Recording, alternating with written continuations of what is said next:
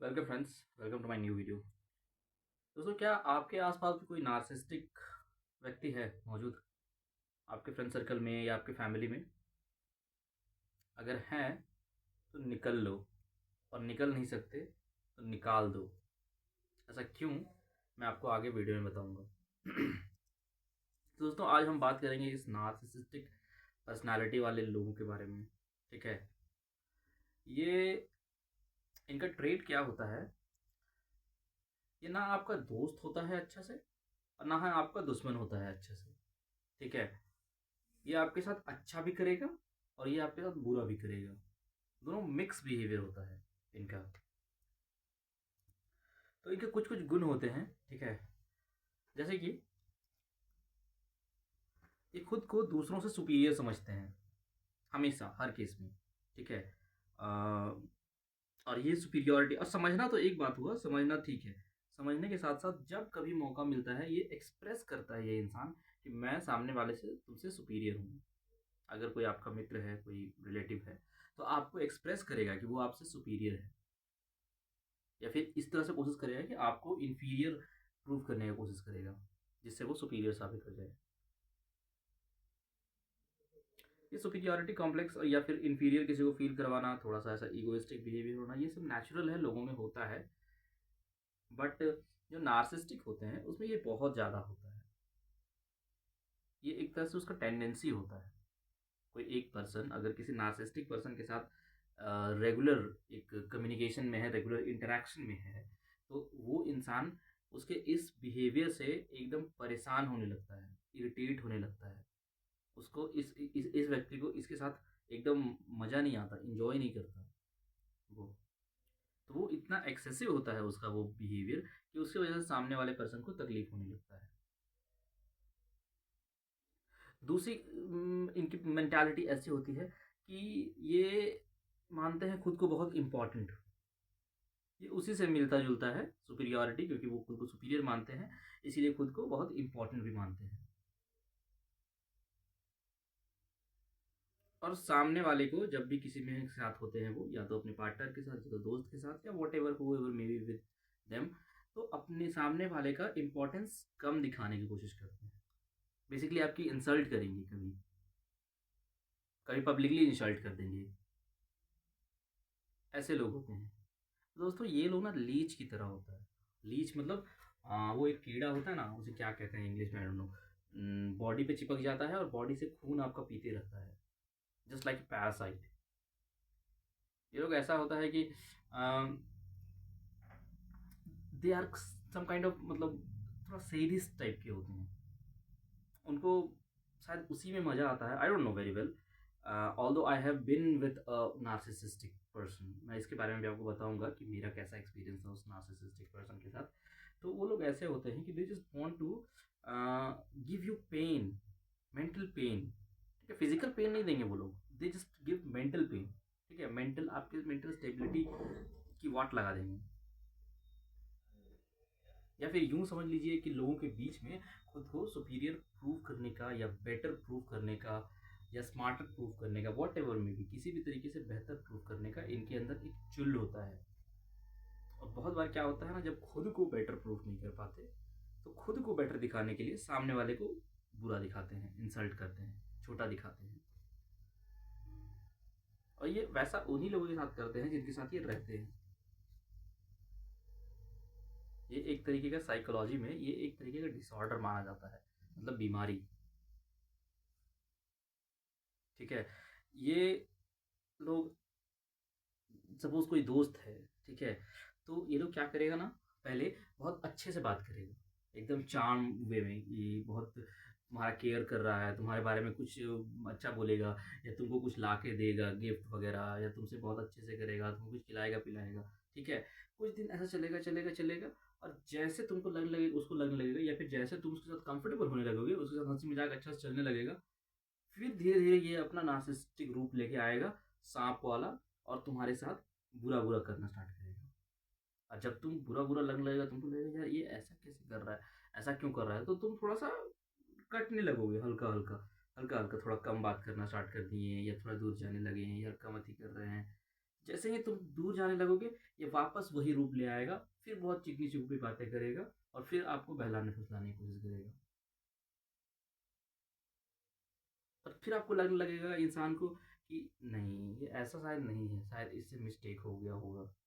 ऐसा नॉर्मल है, इंसान सोचता है ऐसा। बहुत लोग नहीं सोचते हैं, ऑल्दो एक बार बकचोदी हुआ तो एक बार में ख़त्म, रिश्ता ही ख़त्म कर देते हैं, बहुत लोग ऐसे भी होते हैं। लेकिन नॉर्मल इंसान सोचता है यार चलो ठीक है, आ रहे हैं, घींच लेता है, घींच लेता है, घींच लेता है, तो फिर धीरे धीरे धीरे धीरे आप फिर उसके साथ फेमिलियर हो जाओगे। और जैसे ही फेमिलियर हो जाओगे और फिर से बकचोदी शुरू उसका। समझे? तो दोस्तों इस पे मैं एक कहानी क्या, मैं अपना पर्सनल एक्सपीरियंस बताता हूँ। मेरा एक फ्रेंड था था इन द सेंस कि ऐसा नहीं कि वो फ्रेंड मर गया, वो फ्रेंड है, वो लड़का है, बट अब वो मेरा फ्रेंड नहीं है। I have broken the friendship. वो इसी टाइप का था और काफ़ी लंबे समय से वो मेरा दोस्त था। बट मेरी भी क्या लंबे समय में, मेरे मतलब कि 10 साल मेरा दोस्त था वो। पर मेरी भी प्रवृत्ति वैसी ही थी कि आज इंसल्ट कर रहा है तो थोड़ा सा दूर हट गए, फिर अच्छा से बर्ताव करने लगा तो फिर उसके पास आ गए, फिर उससे घुलने मिलने लगे, घूमने फिरने लगे, फिर इंसल्ट किया, फिर थोड़ा सा साइड हटे, फिर तो उस तरह से चलता रहा। ये मेरा दोस्त बना था 11-12 के आसपास। ठीक है, तो उस समय से हम लोग 11-12 हमने पास किया। 11-12 पास करने के बाद उस समय भी वो उस तरीके का पर्सनैलिटी था, बट उस समय मेरे पास उतना दिमाग नहीं था, हमको समझ नहीं आता था। हमको लगता था, हम खुद में कमी ढूंढते थे कि हमको लगता था शायद मेरे में कमी है कहीं, और रहा भी होगा। ठीक है, फिर धीरे धीरे वो हम लोग दोनों 12 पास हो गए। 12 पास हो जाने के बाद हम लोग दोनों सेम शहर में आए। हम लोग साथ और भी दोस्त हैं, वो फ्रेंड सर्कल में थे, सेम शहर में आए। सेम शहर में आने के बाद हम लोग यहाँ पे रहने लगे और पढ़ाई लिखाई स्टार्ट की, तो साथ में रहना काफ़ी साल तक हुआ। तो उस प्रोसेस में ये चीज़ उसका रिपीट रहा। और मैं हमेशा, ऑलवेज ऑलवेज जब उनके साथ रहता था तो मैं ऐसा फील करता था कि लेफ्ट आउट फील करता था। मतलब सपोज 4 लोगों का ग्रुप रहता था हम लोग का, और तो क्या होता था ऐसा कि they are talking in their terms, और अ, मुझे इग्नोर किया जा रहा है। कहीं ना कहीं मैं हमेशा इग्नोर्ड फील करता था खुद को। और उस इंसान के साथ ही था। मतलब ऐसा था ना, उसके साथ क्या था, जब मैं अकेले उसके साथ रहता था तो उसके साथ कोई नहीं है रहने के लिए, ठीक है, बातचीत करने के लिए, एंटरटेन करने के लिए, जो मैं हूँ और वो है अकेला, ठीक है। तो वो बड़ा अच्छा व्यवहार मेरे साथ करता, बहुत अच्छे से रहता है। और जब हम लोग चारों मिल जाते तो चारों के सामने फिर हमको बेइज्जत करने लगता, इग्नोर करने लगता, इंसल्ट करने लगता। सच टाइप ऑफ बिहेवियर बहुत देखे। फिर धीरे लेटर स्टेजेस में, काफ़ी सालों के बाद, ये चीज़ हमको रियलाइज़ होने लगा था। यार ये जब लोगों के सामने सबके साथ आता है तभी इस तरह का बकचोदी काहे करता है। धीरे धीरे हम ग्रुप से हैंग आउट करना कम करने लगे, क्योंकि हमको अच्छा ही नहीं लगता था, फिर उस ग्रुप में मज़ा ही नहीं आता था। तो कम करने लगे हम हैंग आउट करना। इसके साथ हुआ क्या, धीरे धीरे धीरे फिर नॉर्मली जब हमको रियलाइज होना स्टार्ट हो गया, तो रियलाइज, जैसे कि जब आपको रियलाइजेशन आता है तो फिर आप ऑब्जर्व करना स्टार्ट करते हो ना। तो फिर मैंने उसके बिहेवियर को ऑब्जर्व करना स्टार्ट किया, ऑब्जर्व किया तो बहुत बार मुझे इस तरह की चीज़ें मिली उसके तरफ से। एक डेरोगेटरी स्टेटमेंट, इंसल्ट करना, लोगों के सामने मजाक उड़ा देना, जैसे मेरा अस्तित्व ही नहीं है ऐसा, या मेरा अस्तित्व बहुत ही तुच्छ है ऐसा। तो मैंने क्या किया, मैं डेलिबरेटली उससे थोड़ा डिस्टेंस मेंटेन करने लगा, because I was not enjoying with him. Distance maintain करते करते करते करते क्या हुआ कि उसके बाद फिर हम लोग एक टाइम पे, हमारा एक और फ्रेंड बना। ठीक है, हम थे, मेरा एक दोस्त जो नार्सिसिस्ट था, उसके साथ में एक थर्ड पर्सन, और हम लोग फिर से तीन एक हॉस्टल में रहते थे, तो वो हॉस्टल का नया लड़का था, and we became friends together. और हम लोग फिर घूमना फिरना, नॉर्मल डे रूटीन जैसा रहता है वैसा, मिलना जुलना सब कुछ, एक हॉस्टल में रहते थे, साथ में बैठे खाना पीना। तो जब दोस्ती हुई तो मेरा जो थर्ड पर्सन आया उसके साथ मेरा दोस्ती थोड़ा, पहले उसका दोस्ती था, वही मुझे इंट्रोड्यूस कराया उससे। उसके बाद फिर जब हम लोग हैंग आउट करने लगे तो उसके साथ मेरा दोस्ती बहुत गहरा होने लगा, बिकॉज ही वॉज अ काफ़ी मेच्योर्ड पर्सन। ठीक है, तो दोस्ती गहरा होने लगा। तो फिर धीरे धीरे वो इंसान, तो जब जो नार्सिसिस्टिक है, तो वो मेरे साथ जब ऐसा बिहेव कर रहा है तो फिर उसके साथ भी वैसा बिहेव करता था। तो मेरा मैंने अपने दोस्त के साथ, जो पुराना दोस्त था उसके साथ तो मैंने काफ़ी डिस्टेंस मेंटेन कर लिया था, पर इसके साथ मेरा दोस्ती बढ़ने लगा। जब इसके साथ दोस्ती बढ़ने लगा तो हम लोग दोनों क्या करते थे ना कि बहुत बार एक साथ बैठ के खाना खा रहे हैं एक ही जगह, एक रूम में, या फिर रात रात तक बात कर रहे हैं, ठीक है। जब मैं बैठता था उसके साथ अकेले, सिर्फ वो नया लड़का और मैं, तो वो नया लड़का रहता था, वो उसके बारे में बोलता था, बताता था कि वो हमको ऐसा बोल दिया, या वो हमको आज ऐसा बोल दिया, आज मेरा ये कर दिया, आज वो कर दिया। उसको भी बुरा लगता था बहुत सारा बात, हम सुनते थे। फिर हम भी उसको बताते थे कि यार मेरे साथ भी एक टाइम ऐसा किया था, वो वैसा ही है। तो हमारे बीच में बातें होने लगी। आप समझ रहे हो, दो दोस्त हम लोग बने, अब दोनों के बीच में उसके बारे में बातें होने लगी।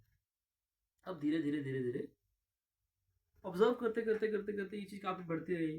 फिर धीरे धीरे धीरे बहुत सारा झेलने के बाद हम लोग दोनों ने डिसाइड किया एक बार कि let's just separate our ways, part our ways better. फिर मैंने कम्युनिकेशन धीरे धीरे बंद कर दिया उससे, उसने भी कम्युनिकेशन बंद कर दिया। अब कम्युनिकेशन बंद कर दिया तो एक इंसिडेंट हो गया जिसकी वजह से मुझे हॉस्टल छोड़ना पड़ा। मैं हॉस्टल छोड़ा, बगल के ही दूसरे हॉस्टल में चला गया मैं। जब बगल के दूसरे हॉस्टल में चला गया तो फिर कम्युनिकेशन अपने आप धीरे धीरे कम हो गया। वो जो तीसरा लड़का था, नया दोस्त था, वो मेरे हॉस्टल में आता था मेरे रूम पे, पर वो जो मेरा फ्रेंड था वो मेरे हॉस्टल में नहीं आता था कभी। अगर आता तो शायद मैं बात कर लेता। तो he stopped coming and I stopped calling him, I stopped talking him. फिर धीरे धीरे क्या हुआ, एक दिन रोड पे मिले तो मैं रोड पे भी उसे इग्नोर करने लगा। करते करते करते करते दोस्ती खत्म हो गई, and I was just relieved relieved of this toxic friendship of decade। ठीक है। तो देखिए, मैं इससे आपको क्या समझाना चाहता हूँ कि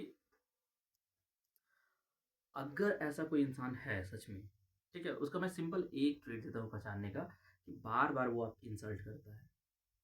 लुक माय फ्रेंड, अब तुम कितने भी छोटे हो, कितने भी कम हो, कितने भी कुछ हो, ठीक है, किसी को भी हक नहीं है कि तुम्हारा बेइज्जती कर सके। अकेले रह लो, पर वैसे इंसान के साथ मत रहना जो तुम्हारा बेइज्जती करता है। किसी को भी इस दुनिया में हक नहीं, इवन तुम्हारे मॉम डैड को भी हक नहीं है कि तुम्हारी बेइज्जती करे। This should be the self respect. तो मैं सिंपल सा एक ट्रेड बताता हूँ पहचानने के लिए, कि वैसा इंसान, नार्सिस्टिक इंसान जो है, हमेशा हमेशा नहीं, या यूं कह लें कि रेगुलर बेसिस पे, ठीक है, आपको आपकी इंसल्ट करेगा लोगों के सामने, आपकी बुराई कर सकता है, आपको छोटा दिखाने की कोशिश कर सकता है, खुद को आपसे बेहतर दिखाने की कोशिश करेगा, आपसे खुद को कंपेयर करके खुद को बेटर दिखाने की कोशिश करेगा। तो किसी भी तरीके से, कुछ भी तरीका हो सकता है उसका, वो आपको छोटा दिखाने की कोशिश करेगा। शायद आपको स्मार्टनेस में कम दिखाने की कोशिश करेगा, इंटेलेक्ट में, बुद्धि में कम दिखाने की कोशिश करेगा, आपके पैसों में कम दिखाने की कोशिश करेगा, और आपके ओपिनियंस को गलत बताने की कोशिश करेगा, आपको नॉलेज में कम दिखाने की कोशिश करेगा, आपकी बुराई कर देगा, आपके अंदर ये कुछ भी कर सकता है, ठीक है। और ये नेचर जो है रेगुलर बेसिस पे रेकरिंग रहता है, बार बार बार बार बार बार वो होते रहता है। तो समझ जाओ, अगर कोई भी इंसान है, अगर 3 बार 4 बार 5 बार टेस्ट करो, 3 4, मैं 5 बोलता हूँ, 5 महीने में 5 बार कर देगा, 5 बार बर्दाश्त कर लेना, 5 बार से कुछ नहीं नुकसान हो जाएगा, ठीक है। तुम चाहो तो 3 बार में भी कर सकते हो। अगर बार बार ऐसा हो रहा है, ठीक है, तो समझ जाओ कि वो उस पर्सनैलिटी का है, ठीक है। और तुम उसे सुधार नहीं सकते, उन्हें कोई नहीं सुधार सकता। They can never be corrected. अगर वो साइकोलॉजिकल ट्रीटमेंट ले तो जाके शायद कुछ बेटर हो, आई डोंट नो, पर फिर भी पूरी तरीके से बेटर वो नहीं होते, ठीक है। तो तुम नहीं सुधार सकते उसको।